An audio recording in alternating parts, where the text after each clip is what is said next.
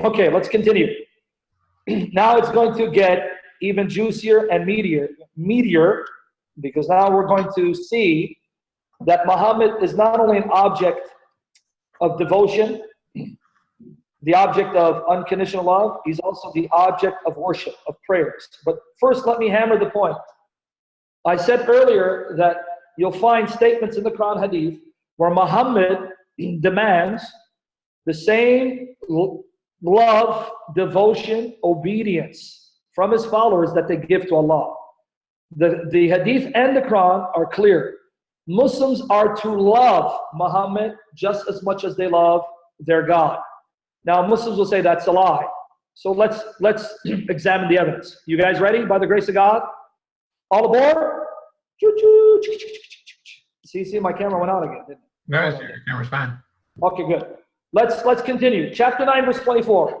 Here is the proof from the Quran and the Hadiths that Muhammad demanded to be given the exact same love and to the exact same extent that Muslims give to Allah. Chapter 9, verse 24. Let's read it. Guys, pay attention.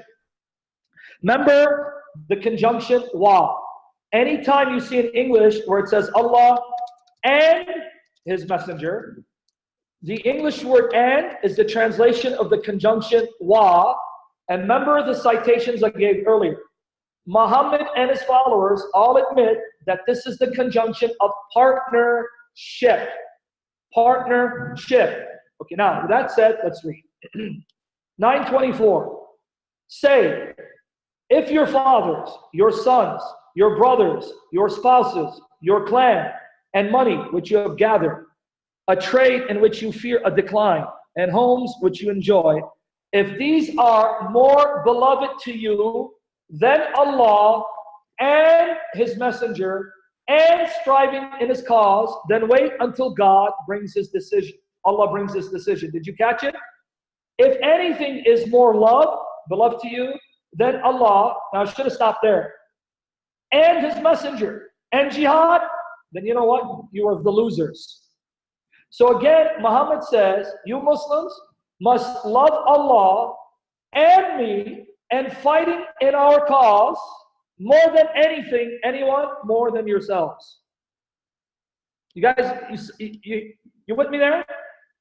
Again, I'm going to ask you a question so you understand the impact of this. Now let me show you what Sahih Bukhari says. Sahih Bukhari, volume 1, book 2, number 15. I'm giving you the online version, meaning I'm giving you the numbering system used by the online version of the translation of Bukhari done by Dr. Muhammad Muskan Khan, and you can find it on lots of Muslim websites. This particular English translation is found on a lot of websites. So it's number 15 of volume 1, book 2. Don't forget Sahih Bukhari, the most authentic collection of narrations. Narated Anas, watch this. Narated Anas, the Prophet said, whoever possesses the following 3 qualities will have the sweetness of faith. You have to have these qualities in order to have true faith. Number 1, the one to whom Allah and His apostle becomes dearer than anything else. You guys caught it? The one to whom Allah and His apostle becomes more beloved, dearer than anyone else. So again, Muhammad says, not just Allah. You can't just love Allah more than anything. You have to love Allah and me more than anything. Jonathan, you with me? Can you hear? I can hear fine, yeah. Good, I just want to make sure, because again, feedback is essential so I can make sure that I'm not confusing you guys. So that was Sahih Bukhari, volume 1, book 2, number 15. What's the second? Who loves a person, and he loves them only for Allah's sake, and 3, who hates to revert to atheism, disbelief, as he hates to be thrown into the fire. So you got to have these 3 qualities. You got to make Allah and Muhammad the most beloved things in your life. Then you got to love a person for the sake of Allah, and you have to hate reverting back to disbelief. Again, Sahih Bukhari, volume 9. Sahih Bukhari, volume 9, book 85, number 74. Watch this. Narrated Anas, same narrator again. Allah's apostle said, whoever possesses the following 3 qualities will have the sweetness of faith. the one to whom Allah and His Apostle becomes dearer than anything else. So you can see that according to the Quran and the Hadith, Muslims must love Allah and Muhammad equally more than anyone, anything. Can anyone tell me what's the problem with that? What's the problem with that? Now, a Muslim will then say, well, hey, didn't Jesus say to love Him more than anything?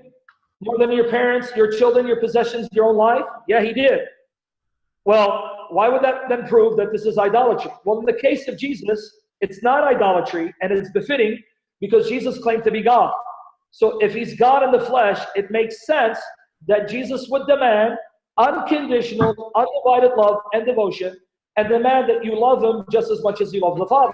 Because we are asserting that Jesus is one with the Father, in essence, glory and honor. But a Muslim will tell you, Muhammad is a creature, no more, no less. Muhammad is a fallible human being, no more, no less. Then you cannot love the creature to the same extent and same degree that you love the Creator. You can't do it.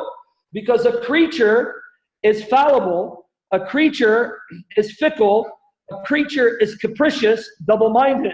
Will say one thing today and then say another thing tomorrow, so that you cannot devote yourself wholly and entirely to any creature, no matter how exalted, because only God is completely reliable and trustworthy. Right? Mm-hmm. So then how dare Muhammad in the Quran and Hadith say, you Muslims must love me just as much as you love Allah. Must trust me just as much as you trust Allah.